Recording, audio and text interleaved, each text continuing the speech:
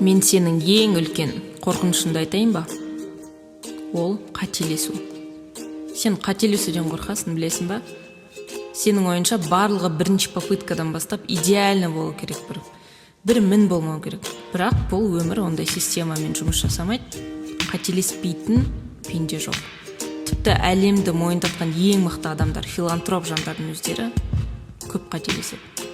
Кез келген адамды ютубтан қарасаң болады. Брайан Трейси, Стив Джобс, мысалы. Барлығы да қателесті. Мен де қателесем, сен де әлі қателесесің. Бұл нормальный явление болу керек та негізі саған. Бірақ сен бұны бір қорқыныш сияқты алып алғансың. Бұл біріншіден. Екіншіден, білесің бе, сен не үшін қорқасың?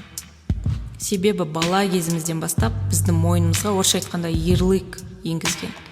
Яғни мынау дұрыс болу керек, мынау бұрыс болмау керек. Әсіресе мына жұрттың баласын қарашы дейтін тема бізді жаман құлатады негізі.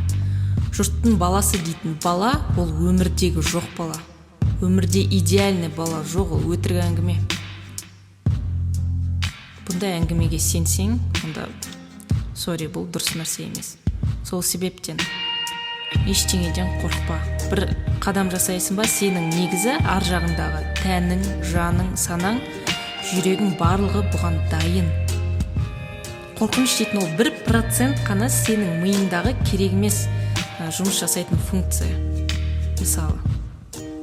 Сонда 99% сенде бақытты, шабытты, көптеген нәрсені тартып тұрса, какой-то 1% келеді да сені кері тартады. Сен неге бұған жол бересің? Сол себептен бұндай иллюзияға сен көп сене берген керексің. Бір нәрсені бастамай тұрып қорқу тура сондай результат алып келеді. Егер сен бір нәрсені қорықпай, кәдімгідей шыдап бастасаң, шын ниетпен, түзу ниетпен бастасаң, онда өміріңде барлығы да күшті болады. Адамның ниетіне байланысты. Саған маңызды нәрсе ол біреудің көзіне күшті болып көріну. Сен қорқасың, егер біреу саған жаман сөз айтса, көпшіліктің орысша айтқанда мнениясына сен тәуелдісің. Бұның өзі кәдімгідей қорқыныш сен үшін. Ал негізінде керісінше адамды деградировать ететін, кері эффект беретін осындай нәрселер. Сен ешқашан да біреудің ойына тәуелді болу қажет емес негізі. Адам көп айта береді, пенде көп, сөз көп. Бұл саған керек емес. Өміріңді бекерге өткізгенмен бірдей болады, әркімді тыңдап жүрсең. Ең соңында сен өзіңді жоғалтып алу мүмкінсің да бұл жерде. Ештеңеден ұялма, ештеңеден қорықпа. Бір нәрсе жасайсың ба, бір бастадың ба, до конца апаруға тырыс. Бұл өте маңызды нәрсе. Егер сен қатты қорықсаң, кішкентай балаға қараш, ол не істейді? Бірінші жаймен еңбектейді. Одан кейін тұрады, одан кейін барып жүреді, жүргеннен кейін қайтадан құлайды, одан кейін қайтадан тұрады. Тура осындай системамен сен де өмір сүруің керексің. Құладың ба, тұрда үстіндегі шаңды қақ, ары қарай жүр.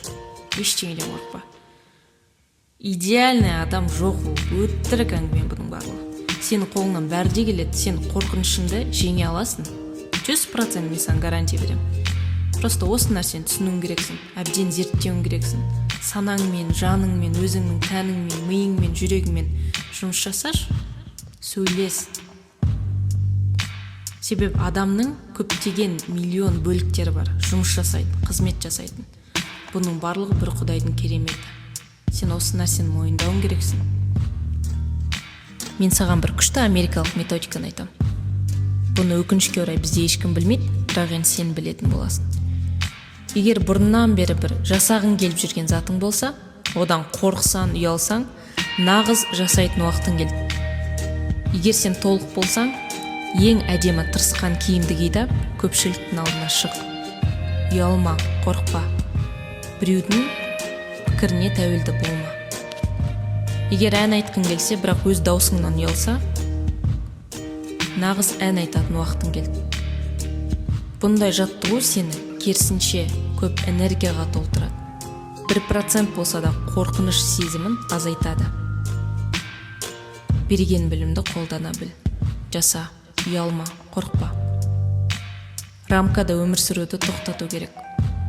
Себебі біздің өз өміріміз өз қолымызда. Қорқыныш ол 1% қана функция. Ең соңында айтқым келіп отқаны, қателеспейтін пенде жоқ.